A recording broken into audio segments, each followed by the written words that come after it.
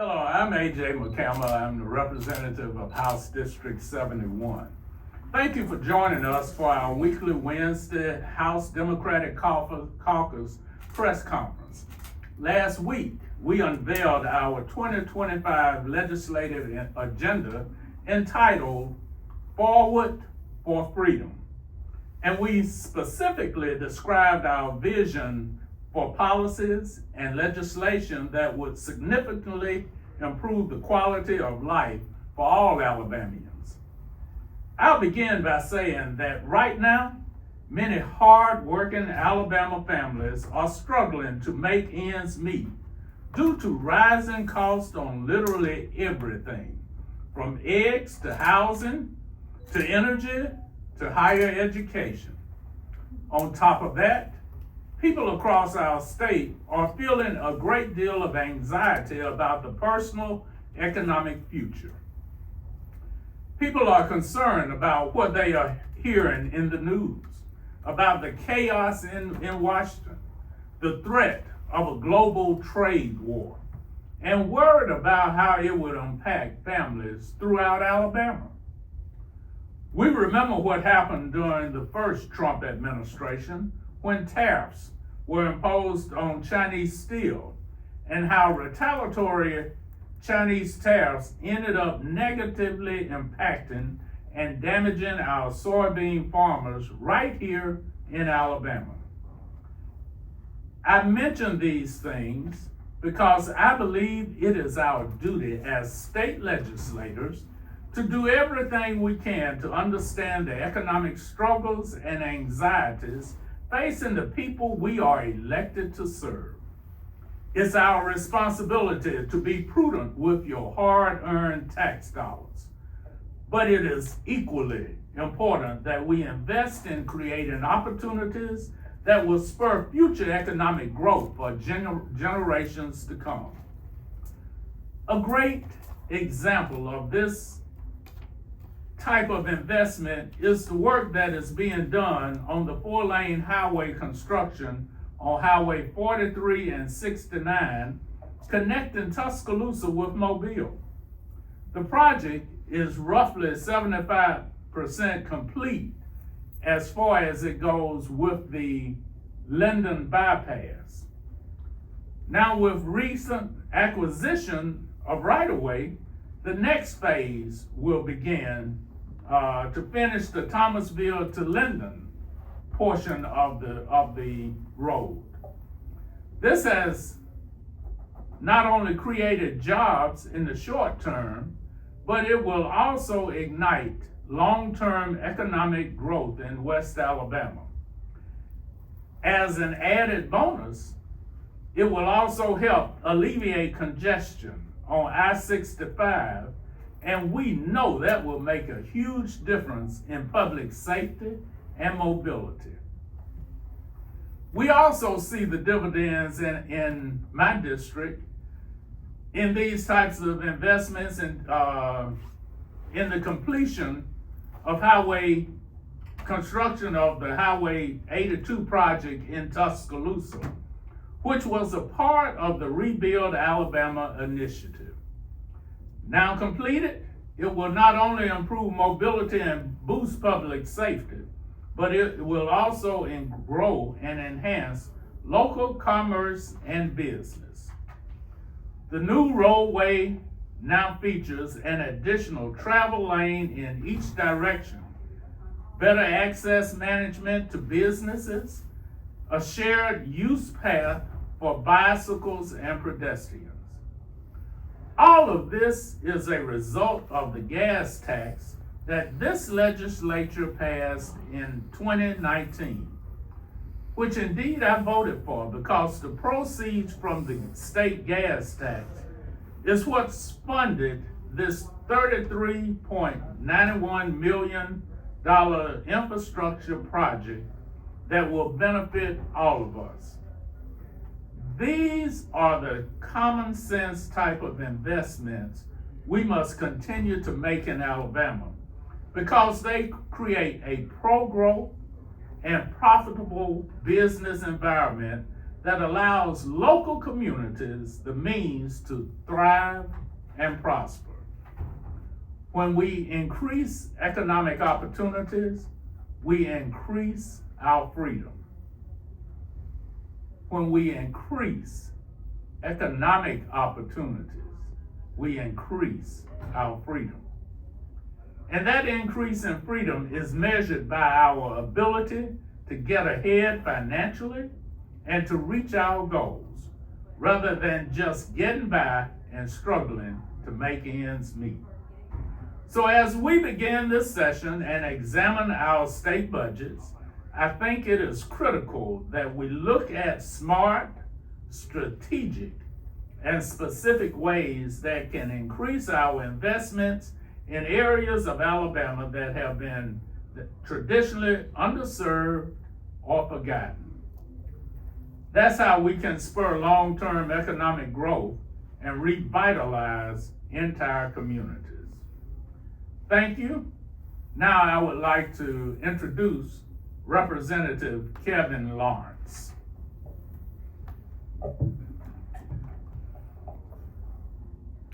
Thank you, Representative McCampbell. As a small business owner, I certainly agree with the concept that increasing economic opportunity plays a pivotal role in increasing our freedoms. And you're right about the direct positive correlation between our economic prosperity and investing in vital infrastructure projects like roads, bridges, communication, and even broadband. In addition, I believe it is essential that we also invest in workers to ensure that the workplaces are safe, and equally important, that they are paid a fair wage and that they are free from overtaxation. That is why I was so proud to support Representative Daniels' bill last session. That's how that bill now is signed into law, that eliminates state taxes on overtime pay. The elimination of this tax has helped me tremendously as a small business owner, as I have had to deal with the shortage of labor skilled workers that we see affecting a variety of industries throughout the state of Alabama. The elimination of this tax on overtime pay has been a win-win for Alabama employers as well as employees alike. My current employees, in whom I have made significant investments in training and more work to incentivize them because of their overtime hours, they now see more money in their paychecks. As an employer, it means that while I look for new qualified employees to meet the growing demand, I can continue to stay in operation and grow my business utilizing workers that I know have already been trained and have the specific skills they need for success. In addition to creating a pro-growth environment for employers and ensuring good pay and opportunities for workers, we must ensure investments in local communities. That's why I was proud to support the Mid-South R&D Development Council grant that was awarded in Lowndes County this last November. This particular grant provided over $76,000 to grantees in Lowndes County to help meet the community needs. In the past, these monies have been used to promote important projects such as restoration of the Lounsboro CME Church, which was built in 1831. But still serves as a social hub for different types of gatherings like town meetings, worship services, family reunions, and even voting. It is even used as a training center for the Lounsboro Volunteer Fire Department.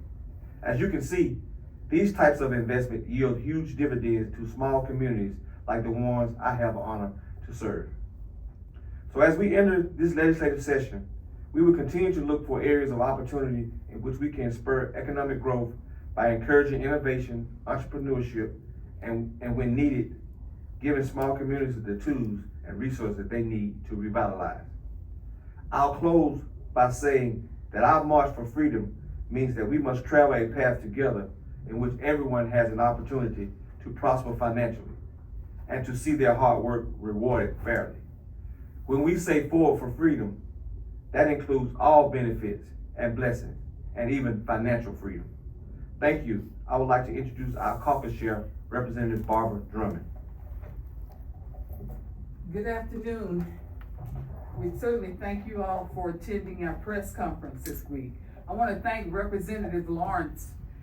First, let me say how much I appreciate all of my colleagues' comments about increasing economic opportunities in the state of Alabama. They both gave very specific examples of economic investments that have significantly and positively transformed communities throughout their districts. That's because without wise public economic investments and incentives, local communities can sometimes see their economy stagnate or fall into sharp decline. That's certainly true for Alabama and the people I represent in Mobile. It is why I strongly believe we must continue to support legislation and sound economic policies that help local economies thrive in a fair and equitable manner. Especially in my district in Mobile, that means helping small businesses find opportunities for growth by helping them secure contracts to sell their products and their services at we are getting ready to build a new airport, our new regional airport, and also at Brooklyn Aeroplex, which has also been transformed in Mobile. These opportunities for small businesses include concessions, maintenance, janitorial services, security, as well as construction projects. All of these are opportunities that small businesses can take advantage of. My point here is that with the ongoing expansion and resulting surge in economic growth, both in Mobile at the regional airport and the Port of Mobile, they present significant opportunities for small businesses to engage in vital industries and infrastructure projects. Whether it's in retail, hospitality, or facilities management, opportunities are abundant, and we must help small businesses take advantage of all of them. For example, the Port of Mobile offers a multitude of opportunities when it comes to maritime and logistical services that includes cargo handling, freight forwarding, warehousing, and supply chain logistics. Beyond that, small businesses should have the opportunity to contract for these services, such as dredging, terminal expansion, facility management, as well as maintenance, and providing technology and IT services. These are all opportunities that are so suited for our small businesses. There are a multitude of green energy initiatives, waste management, and port efficiency improvements that can be made to ensure safety and environmental sustainability. Of course, some people in Alabama may question, how does this affect them if they live in a different part of the state? And certainly that's a fair question, but I want to note that all of the Port of Mobile the Port of Alabama, it's located in Mobile, but it serves the entire state of Alabama. First, the port is the second fastest growing port in the nation, as well as directly and indirectly generating one of 7 jobs statewide. The Port of Mobile handles in excess of 55 million tons of international and domestic cargo for exporters and importers, and it delivers $98.3 billion in economic value to the state of Alabama in the year 2022 alone, just that 1 year. Likewise, the Mobile Regional Airport contributes a significant economic impact to Alabama, estimated to be around $2 billion, with key factors including job creation through airport operations, supporting businesses in the area, and facilitating tourism by providing access to major hubs throughout airlines like Delta, American, and United. As legislators, we must ensure that the contracting process for small businesses are transparent, fair, and is available to women-owned and minority-owned businesses. So as we begin to work on our budgets and make a determination about funding and economic incentives, I would strongly encourage further investment in our state's supply chain and logistic infrastructure, because history has shown us that this will pay off for generations to come. As former Secretary of the Interior, Deborah Hamlin once said, we must shift our thinking away from short-term gains toward long-term investments and sustainability, and always have the next generation in mind with every decision we make. We thank you for this opportunity, and we're happy to answer any question, and the House Democratic Caucus is all about forward to freedom. Thank you. Are there any questions? One quick question. Yes, sir. Any of you can answer, but I know, Mr. McCampbell, you talked about this off the top. What's more important, handling the items that you all have addressed today, or this vibe of seeing America deal with tariffs against other countries, and how that could possibly, in some folks' line sight, boost the economy of this country? Tariff seems to be the hot word that's being thrown around a lot lately. So how can we make sure people understand that what you have talked about is probably the more important route, because it happens right here in Alabama, as opposed to maybe something that's going around the world that some people would like to have? Well, you know, your question is sort of double-ended, if you ask me. Your question is sort of double-ended. We think all of them are important. Mm-hmm. I think because, you know, there's a causal and an effect with each one of them.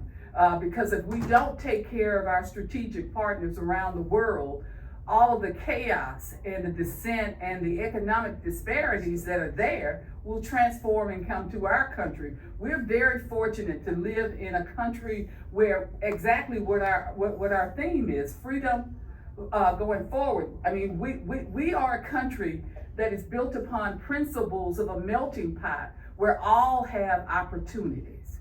And that is why we think what we're trying to put forth, not only today, but from this caucus in this session, is going to be important, because they all interrelate.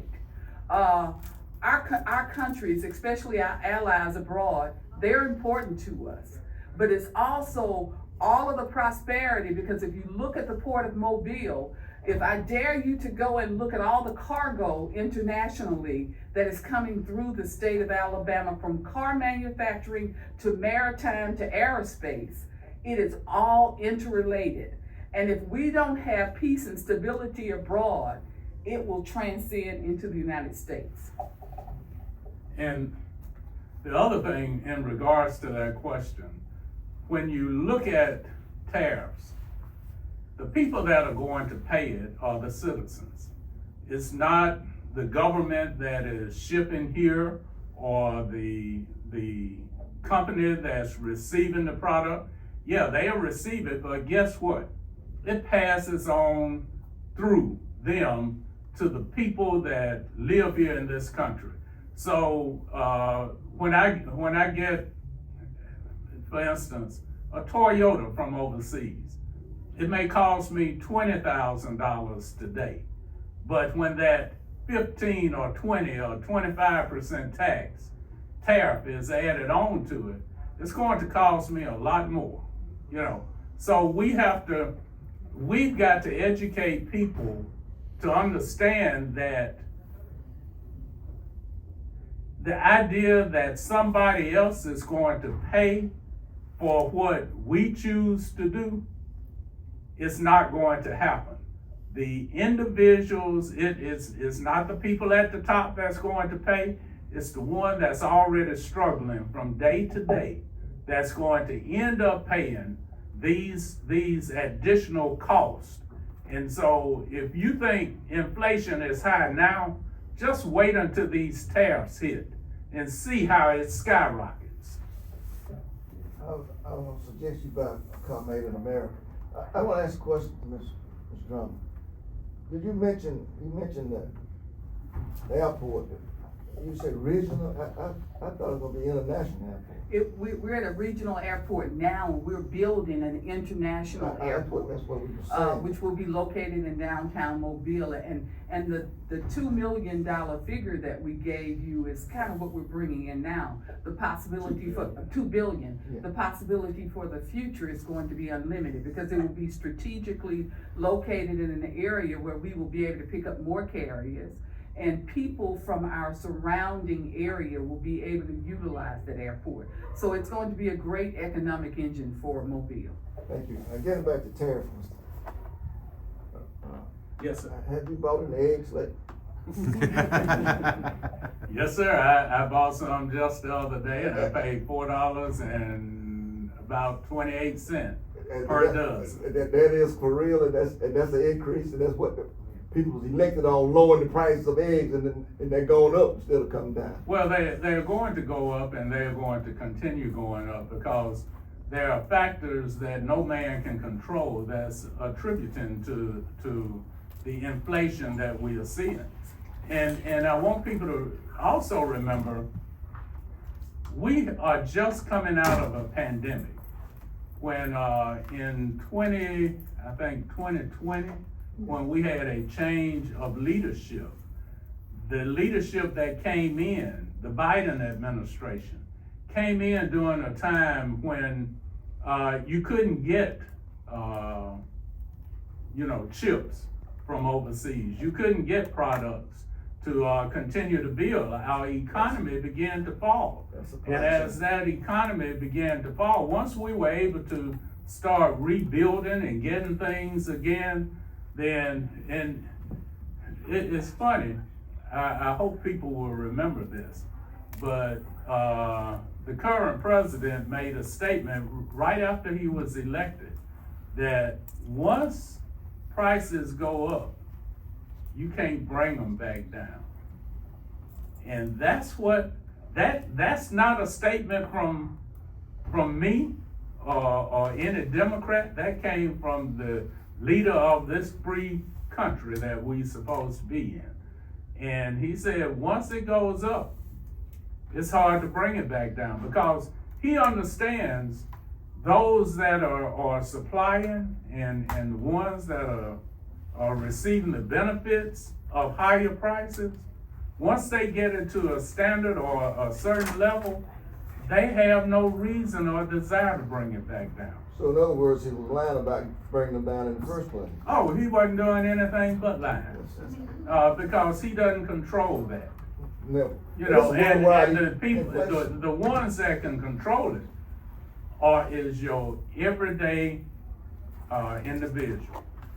We're going to have a structured move in order to bring down prices.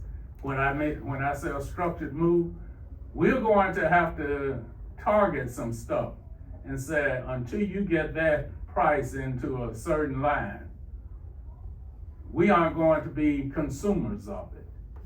Once we send that message out in the ether and they realize what can happen, then people will start being a bit more responsive to the average American.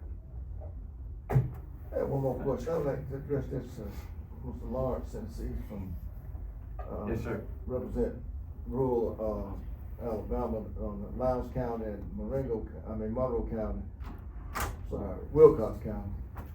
As it relates to water and sewage, the process of getting a reasonable price for water in Wilcox County, as it relates to the $40,000 a month charge that they're being charged for water from Pine Hill, how do we go about bringing those costs down for the residents of Wilcox? I think firstly, we need to contact all of our local partners and our state partners. And if we can't get any results there, we need to go specifically to our federal partners. But it's almost highway robbery to have Almost. well, it is highway robbery to have one small municipality basically just price gouging another municipality or another governmental entity just because they have the ability to and they don't have any recourse behind it. And so we're definitely working with our local partners and our state partners with the USDA to try to, shore up the Wilcox County Water Authority to make sure they don't have to buy water from, the small town of Pine Hill. And that, I think that way they'll see a lot of relief, because $40,000 a month is a lot. I mean, that's payroll for the whole system. Yes. You know? So, that's one of the things we're working on to try to make sure we alleviate that problem. Thank you. Thank you all. Thank you guys for coming.